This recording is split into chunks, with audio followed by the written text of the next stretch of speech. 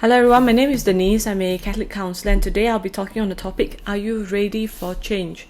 Okay, so this topic comes from listening to many cases and evaluating my own life, but it was mainly triggered by reading this book that sort of gave me the final impetus to so-called gel everything together.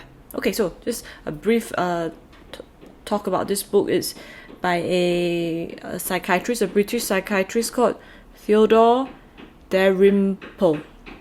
I think I probably pronounced him wrongly, okay?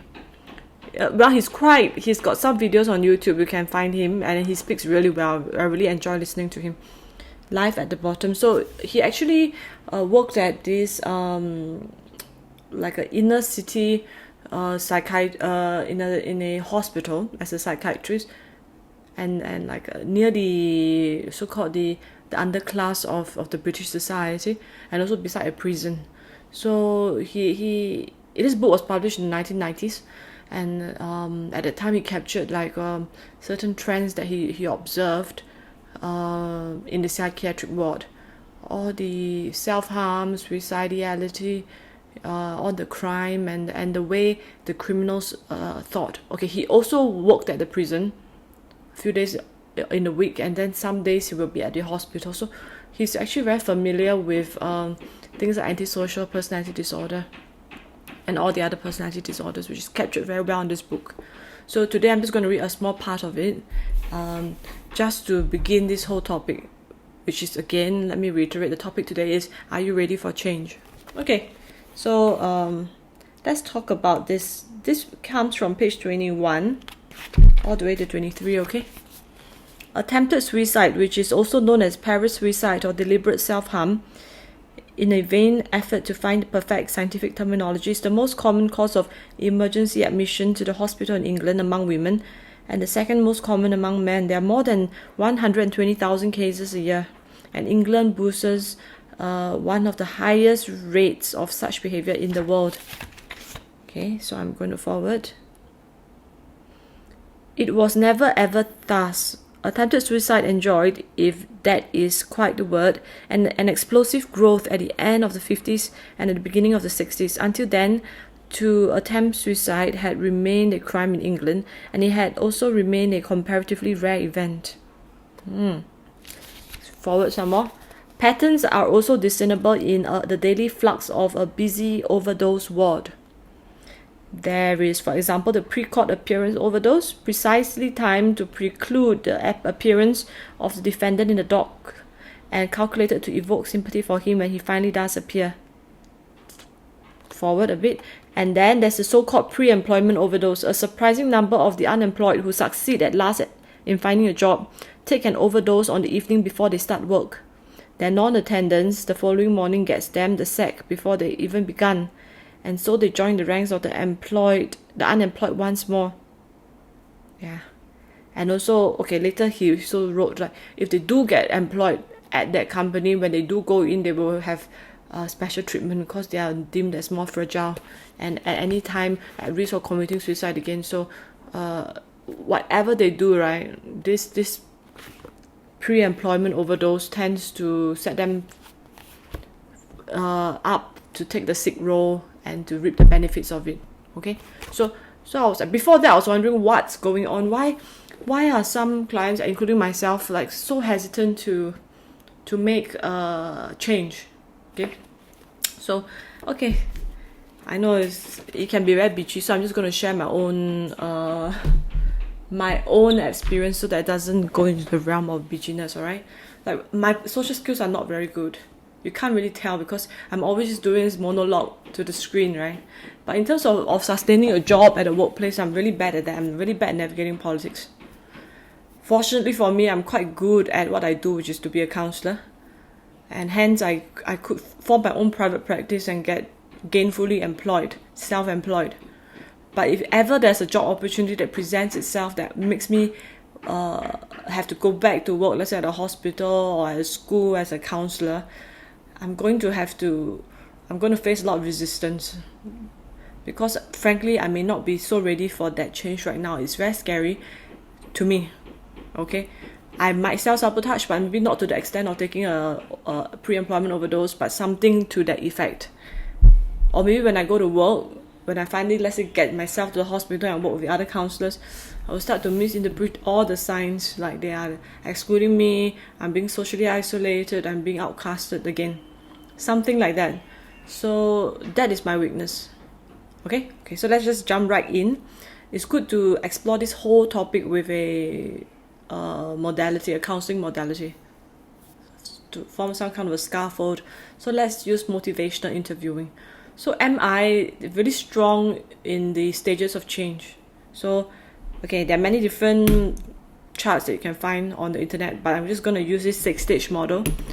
So stages of change starts with pre-contemplation, moves to contemplation, to preparation stage, action stage, maintenance stage, relapse, and then back to pre-contemplation. So it's a spiral upwards. Okay, so if I use the case of smoking, pre-contemplation is at the stage where I don't need to smoke, I don't need to stop smoking, I can handle it, I can smoke and life can still go on smoothly. That's pre-contemplation. Contemplation, I perhaps maybe quitting smoking is a good idea. I'm starting to think about perhaps I should quit smoking. Preparation, maybe you join a smoking cessation course or a group, a support group, and start to tell people about that I really want to change. Okay, action is when you really join the group already and start reducing your amount of cigarettes per day and tracking it.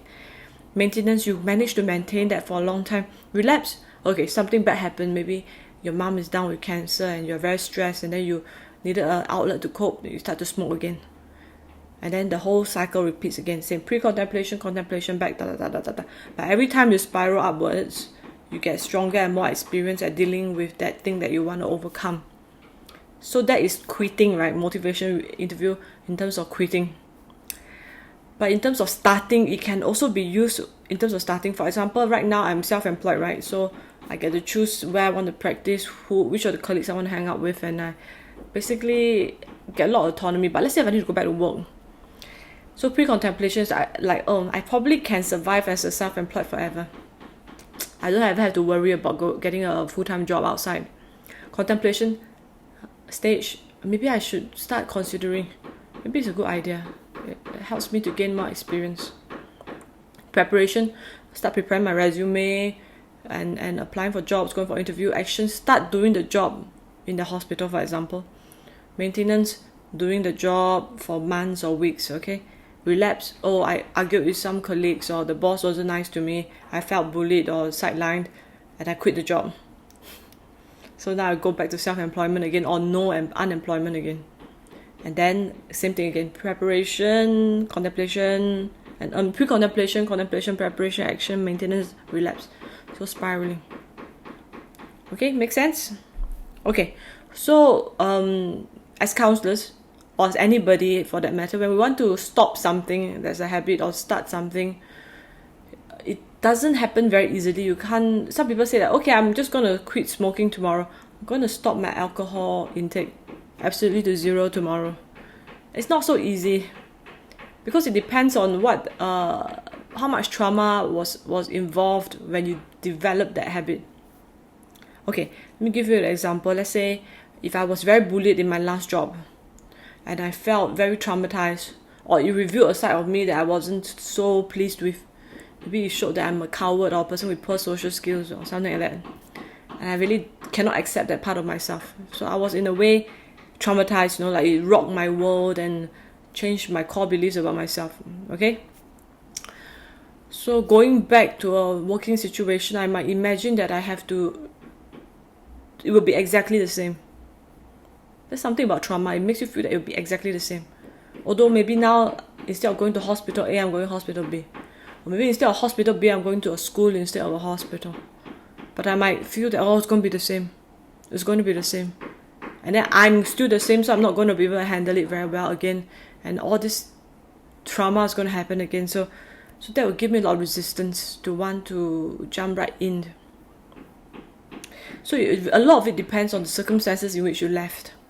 But for example, you left your last job and it was quite a peaceful living, like you left to have a baby, you left for further education, or you left because of life circumstances, need to look after your dad who's not well or something like that, then going back to a job is much easier, right? Because you left on a good note, and they had a nice farewell for you, and people still kept in contact, you're still friends, everything is so charming. Going back to work in that circumstances is much easier as opposed to going back to work after you've been fired, or you had to resign because you couldn't get along with people there, or there was some betrayal involved. Then going back to work will be a very scary thing for you. You will take a much longer time. The same applies for marriage. For example, if you left a marriage at a divorce, but it was quite a peaceful divorce, and both of you all were very peaceful, and it wasn't an acrimonious divorce, and there were no kids involved, and both of you all left peacefully, then starting a new relationship would be okay. Would not be so scary, you know. However, if it was like a very acrimonious divorce, and there was like kids involved, very long, dragged out legal case, okay, then going back to a new relationship will be very hard. In that case, you might be stuck at pre-contemplation and contemplation stage for a pretty long time, and that's okay. So whoever who's working with you as your counselor, or as your friend or your family member who's trying to support you through the stages of change, have to be very patient with you. Okay, so some advice. Firstly, don't rush. Secondly, allow time for processing. And also understand that the circumstances are different. And you are different. Like I'm different. Over the last few years, you probably gain new skills, new social skills, new politicking skills, or new wisdom. So you're a different person now. You don't have to feel like everything is going to be a replay, like pause and play again. No, now you're going in with new skills. Okay, let's say in the past you play a computer game, but you are maybe at this level. Now you're at this level, so you're going in more skillful. And it also depends, like in the meantime, how many resources have you developed? Perhaps internal resources as well as external resources. Have you been surrounding yourself with nourishing people? Because if yes, then there's recourse and people to help you when the hardship comes again. It's not going to be a pause and play again, which means like everything's going to be the same. Okay, finally, if you find yourself self-sabotaging, let's say in terms of a job, taking an overdose the night before, or going into a new job but keep taking MCs and sabotaging yourself, then maybe you're not ready to start work yet. Same, if you go into a relationship and you find yourself sabotaging that relationship, either by progressing too quickly or being too withdrawn, or purposely testing your new partner, in all kinds of weird ways, then maybe you're not so ready for the relationship yet. In terms of relationship, you can't just withdraw. It'll be good if both can go for couples counseling and individual therapy also to deal with it. Okay, so my neighbor is renovating and it's quite noisy, so I'm going to stop the video here. I hope it's been helpful to you. If it has been, kindly press like, share and subscribe. Thank you so much everyone, and God bless.